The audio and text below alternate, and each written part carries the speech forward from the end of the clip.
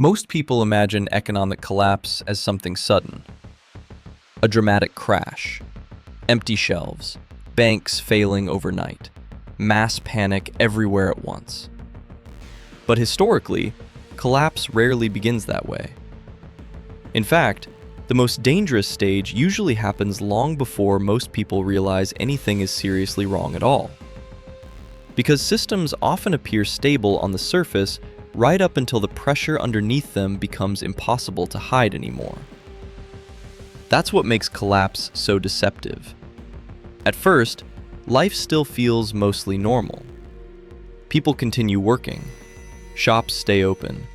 Governments insist the economy remains strong. But underneath the surface, small fractures quietly begin spreading through the system long before any dramatic breaking point arrives. Confidence weakens slowly. Debt expands faster than stability. The cost of normal life begins rising faster than incomes can comfortably support. And eventually, more people start feeling pressure they can't fully explain yet. That's usually where collapse actually begins. Not with panic, but with growing instability hidden underneath ordinary life. Because economic systems don't fail the moment problems appear. They fail once enough pressure builds underneath the surface that confidence in the future itself begins weakening. And the dangerous part is, that stage can last for years before most people fully recognize what's happening. At first, the signs feel disconnected.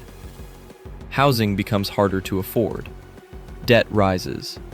Savings feel less meaningful. Younger generations stop believing they'll reach the same stability their parents once expected. Individually, each problem feels manageable. But together, they begin revealing something much larger quietly changing underneath the economy. Because historically, collapse rarely starts with one giant event. It usually begins when the systems holding society together slowly stop functioning the way people believed they did. That's when trust starts weakening underneath everything else. Trust in institutions. Trust in financial stability. Trust that hard work still leads somewhere better in the future. And once enough people begin losing confidence at the same time, the pressure underneath the economy starts becoming far more dangerous than most governments expect. Because by the time collapse becomes obvious publicly, the deeper damage underneath the system often started years earlier, while most people still believed everything was normal. At first, the pressure underneath the system usually feels manageable. That's what makes slow collapse so difficult to recognize in real time. Because economies can continue functioning for years, while deeper structural problems quietly worsen underneath them. People adapt. Governments delay consequences. Debt absorbs pressure temporarily. And because daily life still appears relatively stable on the surface, most people assume the system itself must still be healthy underneath. But historically, this is often the exact stage where economies become most fragile. Because once systems rely heavily on confidence to stay stable, small cracks underneath the surface can spread much faster than they appear initially. This is why many collapses feel confusing while they're happening. The warning signs rarely arrive all at once. Instead, they slowly spread across different parts of society over time. Housing becomes unaffordable for younger generations. Debt expands faster than incomes. Ordinary life starts requiring more financial pressure simply to maintain stability. And eventually, more people begin feeling like the future itself has become harder to reach. That psychological shift matters enormously. Because economies are not held together by money alone. They're held together by belief. Belief that life will gradually improve.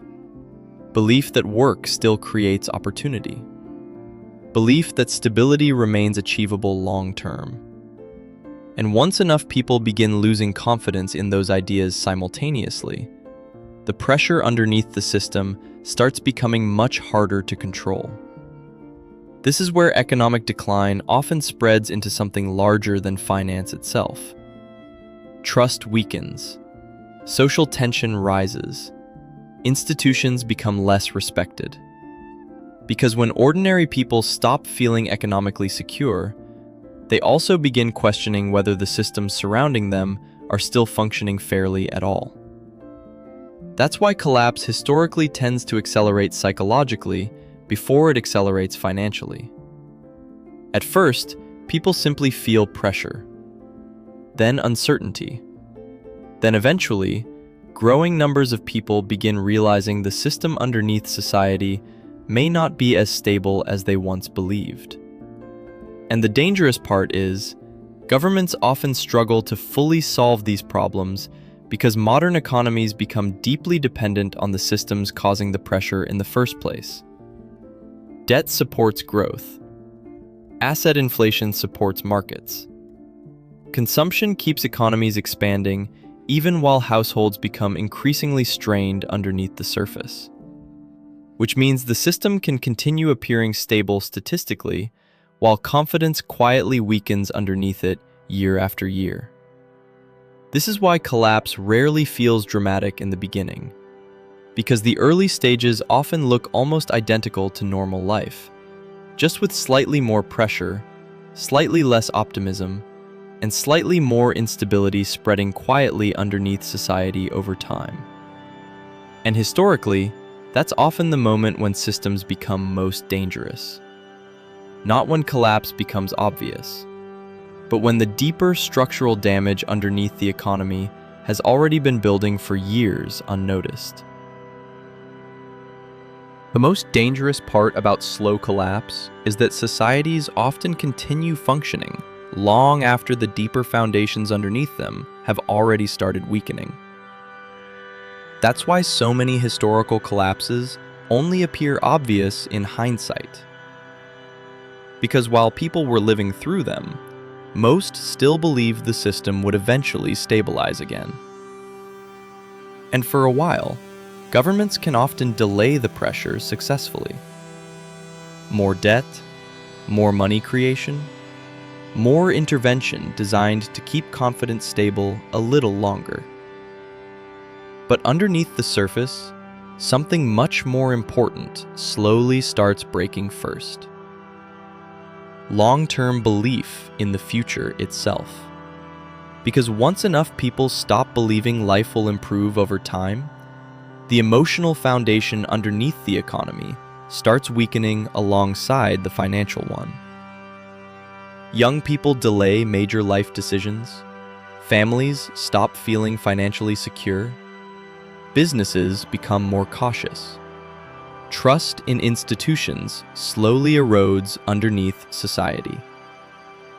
And eventually, entire populations begin adapting psychologically to instability, as though it's simply normal life. That's when the deeper danger begins spreading beyond economics alone. Because stable societies depend heavily on confidence. Confidence that systems work. Confidence that sacrifice leads somewhere better later. Confidence that the future will remain more stable than the present. And historically, once that confidence weakens too far across large populations, the pressure underneath societies can accelerate extremely quickly afterward. This is why collapse often appears sudden publicly, even though the deeper causes were building slowly underneath the surface for years. Because eventually, systems reach a point where confidence starts disappearing faster than governments can restore it. Markets react faster, capital moves faster, fear spreads faster. And once trust begins collapsing inside highly interconnected economies, the pressure can spread through entire systems much faster than most people expect. That's why the earliest stage of collapse is often the most important historically. Because by the time panic becomes visible publicly, the deeper structural weakness underneath society usually already existed long beforehand. And the dangerous part is, many modern economies today are showing pressures that look increasingly similar to the early stages of instability seen throughout history. Rising debt, falling affordability, weakening middle classes, growing distrust in institutions, younger generations losing confidence in long-term stability. Individually, each issue may still appear manageable, but together, they begin revealing something much larger, quietly changing underneath modern society itself. Because collapse rarely announces itself clearly in the beginning. It usually starts with systems slowly becoming harder to trust, long before most people realize how much underneath society has already changed. This is what empire economics is about. Understanding the hidden systems behind economic pressure, instability, and societal change. Not just how economies collapse openly, but how the deeper foundations underneath them often begin weakening years before most people fully notice. Because historically, the most dangerous phase of collapse is rarely the final crash itself. It's the long period beforehand where the system still appears stable enough for most people to believe everything is normal.